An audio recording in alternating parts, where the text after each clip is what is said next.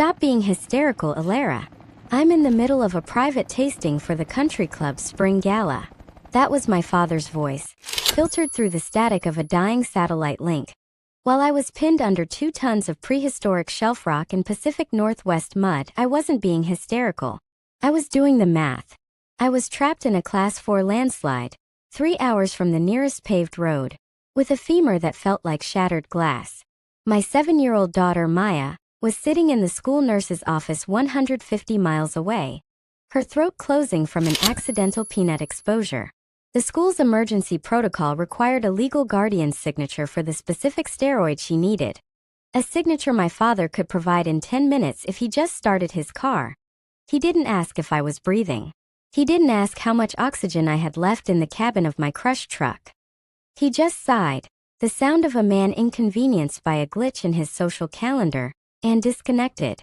In that metallic click, the daughter who sought his approval died.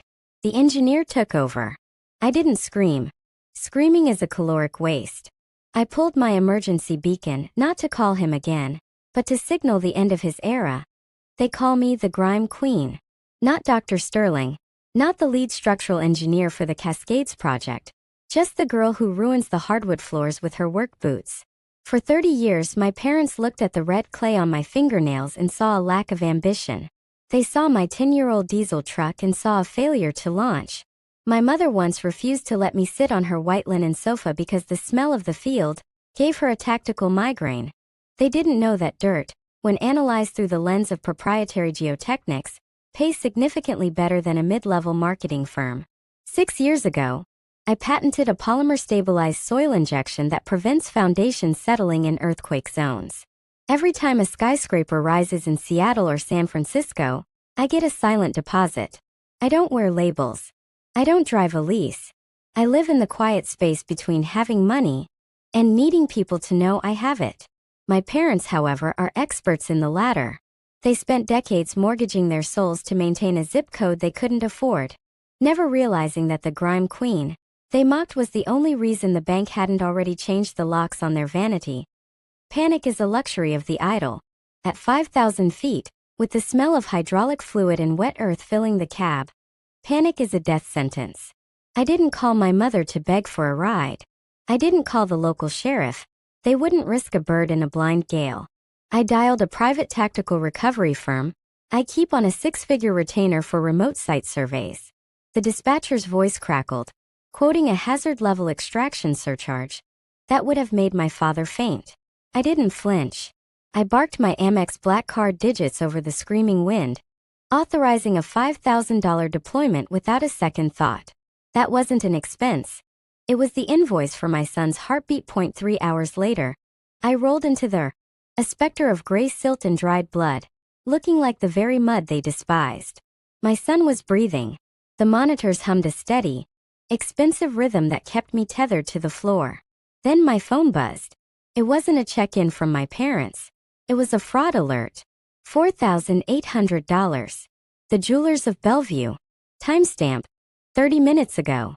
While I was clawing out of a grave, they were swiping my emergency card to celebrate their successful afternoon. The rot wasn't just in their bank account.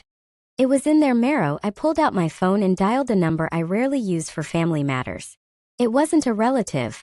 It was Marcus, the sharp-eyed lead at my private investment firm. He picked up before the second ring. "Dr. Sterling," he said, his tone as cold as a mountain spring. "Status. Execute the contingency on the Fairmont asset," I replied, my voice a flat line. "Initiate the bridge loan offer. $300,000. Capital improvements only." Marcus didn't hesitate. He knew the game. For years, I hadn't just been paying my parents' mortgage. I had been quietly buying their debt through a series of anonymous shell companies. I wasn't their daughter anymore. I was their silent, invisible creditor. My father, in his infinite arrogance, believed he was a consulting genius, simply experiencing a temporary cash flow crunch. He didn't realize he was drowning in a pool I had filled. I was about to offer him a golden life jacket weighted with lead. I knew exactly what he would do. Greed, much like a tectonic shift, is entirely predictable. He wouldn't use the funds to stabilize his crumbling foundation. He would use them to build a monument to his own ego. Is the Bentley confirmed? I asked Marcus, my voice as cold as the hospital linoleum. Confirmed, he replied. Registered this morning. Paid in cash with the foundation repair funds. He even sent a photo of the vanity plate to the loan officer to brag. I leaned back in the plastic hospital chair, watching my son's steady pulse on the monitor. Execute the confession of judgment, I said. File the deed. Now. Because my father had signed as a commercial borrower to bypass consumer protections, he had waived his right to a day in court. The confession meant that the moment he swiped that card for a luxury car instead of structural steel, he admitted total liability. There was no trial, no defense, and no warning. Just a stamp from the county clerk transferring the title of his Pride and Joy estate to my LLC. 10 minutes later, the process server caught him at the country club, leaning against his new hood. You've been served, the man said loudly enough for the neighbors to stop their swings. Eviction notice. You have 24 hours to vacate. This property now belongs to Sterling Holdings. The silence that followed the eviction wasn't empty. It was the sound of a debt finally being reconciled. My parents didn't apologize. They did exactly what a cornered narcissist does. They sued for emotional distress, claiming my LLC had trapped them. I didn't flinch. I simply handed my forensic accountant's report to the FBI. The foundation repairs they'd invoice were for a shell company that existed only on a laser printer in my father's home office. That's wire fraud. Federal. When the agents arrived to seize the assets, my father didn't go quietly. He collapsed on the marble foyer he couldn't afford, his own rage triggering a massive stroke. At the hospital, my mother begged me to sign the financial proxy for his surgery. I looked at her, the woman who had mocked the smell of the field, while I was pinned in a landslide, and I walked away.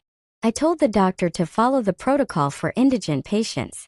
I had no obligation to fund the vanity that almost killed my child. I sold the house at auction and used every cent to fund a scholarship for first-generation geology students. Rot must be cut away so the rest of the forest can breathe.